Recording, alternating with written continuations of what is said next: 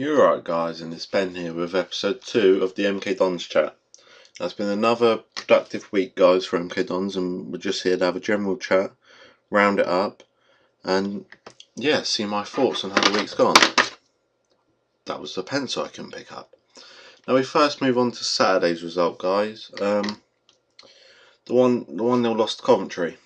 I'm still a bit bitter about it, as you may have seen if you checked out the Football Traveller from earlier in the week. I kept that short and sweet.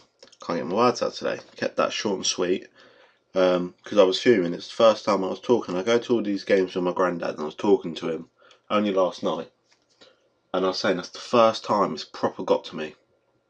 Proper got to me, a defeat, and yeah, we gotta move on from that. But I do want to go over it quick, and so some of the areas I feel like we struggled with during the game. I think the first thing, we lacked clear-cut chances. We struggled to get shots away. I felt like we didn't have nothing. There wasn't that threat in the box. Kieran Agard did nothing all game really. He come off and Nesbitt come on, and he put Ugbo more central still. But the one I think it was Mansell. He had one chance during the game, if I remember, and it was quite a timid shot. I feel like he could have done better with that. But I want him to play number 9. Although he scored one goal, I believe, all season, and that was his first game. We won 1-0. Can't remember who it's against now. I want to say Doncaster, but don't quote me. Yeah, I feel like if we're looking for an out-and-out number 9, we might have to try and rely on him. We then moved to the defence, guys. It looked a bit shaky, I thought. First half, we looked alright. There wasn't nothing too crazy. Lewington played well, don't get me wrong. I thought he played very well. But he couldn't get as many minutes in as we would like. You had Oos and Wotton in centre back. I thought they both played very well. Looked solid, and then Williams is George Williams. He always does. He does what he has to do during the game, and he put a good shift in. But then when we changed it, when Lewin come off and Ebax Landale come on and Oos went to left back, it looked a bit more shaky then, I would say, because I think Oos didn't look right playing left back. That can't happen no more. And with the transfer window shut now, we've added a left back, so it's all good. Ebax Landale, I was a fan of his earlier in the season, but as it's gone on, he started to drop off a bit more, and we haven't noticed him as much doing well. Because when he about a couple of weeks ago, he was playing with Walsall, and Walsall was outstanding at that point in time. So yeah, that was a problem. But we're out of the FA Cup, 4th round, not bad for a League One side. Gotta take that. We did round 1, round 2, round 3. And then it was round 4, so we move on from that. But it's the league we have to focus on now, guys. Can't let that slip anymore. We're in a relegation battle. We need to sort that out. We now move on to Wednesday's transfer news, guys, and yeah, I'll say it was a disappointing deadline day because we only made one transfer on deadline day, and it was another loan. We made on the Tuesday, we made another 2 loan signings, and in the whole January we made 5 loan signings, and that was it. So that's slightly disappointing. It was only loans, but very well. We move on to the first one. Elliot Ward coming in on Tuesday from Blackburn on loan. You could say we brought him on a loan, and we let down and go to them earlier in January. But yeah, Elliot Ward in. Experience at the back. You could say we're maybe missing that a little bit, but from what I've seen, he looks a solid player. He'll do what's needed to do. He wants to play football still, even at the age of 33. He's determined and wants to play football. So you can't argue that. Hopefully he does well. We've then got Josh Timon. I believe his first name is Josh. I can't remember for some reason. I'm going to go with Josh. Loan from Stoke. Was at Hull last season till his contract ran out, I believe, and then went to Stoke.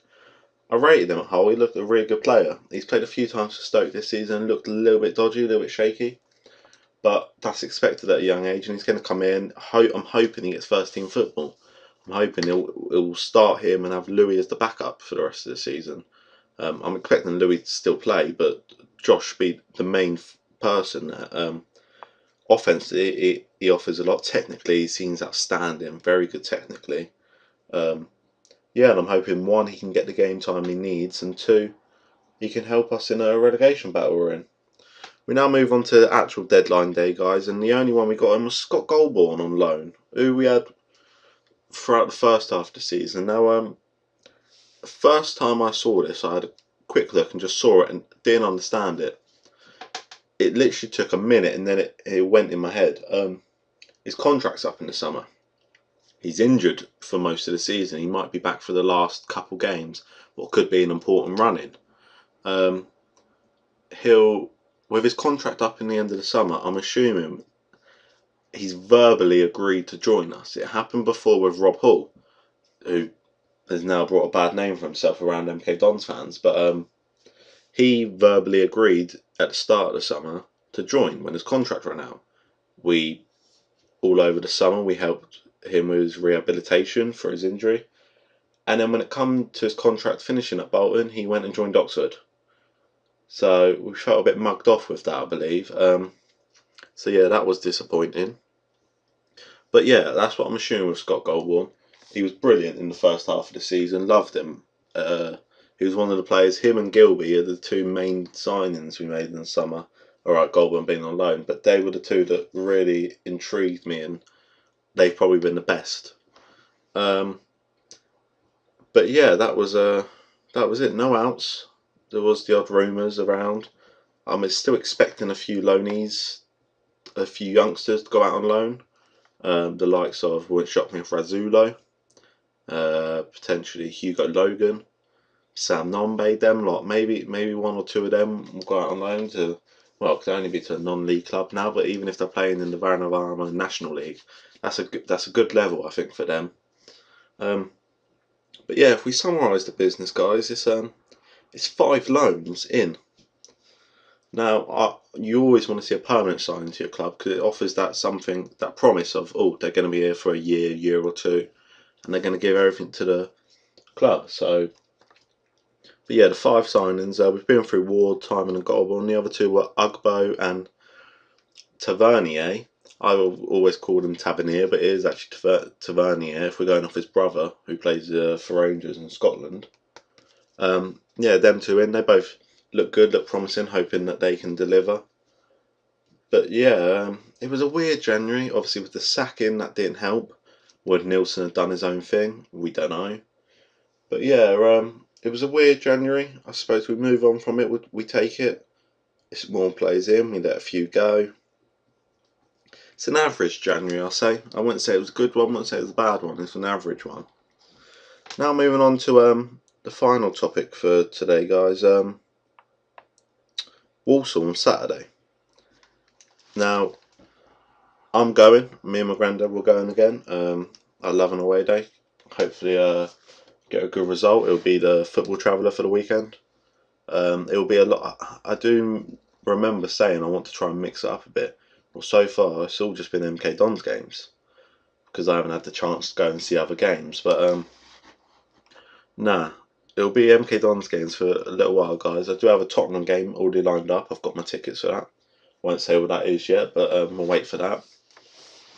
But yeah, Walsall on Saturday. Last time we went to the Bank Stadium, we won 4-1. Very near the end of last season. I can't remember if it was the last away game of the season, or the second from last. But yeah, we won 4-1. Robbie Muirhead scored a cracking goal that game. I remember on like half volley, put it in. It's great finish. But yeah, we met him earlier in the season, guys, and it was a 1-1. Chucks Anike making his first league start actually scored a header. I remember that. Good old Chucks, who unfortunately won't be with us at the weekend due to his second game of his suspension. What is a big loss because Chucks offers us that something different we don't have.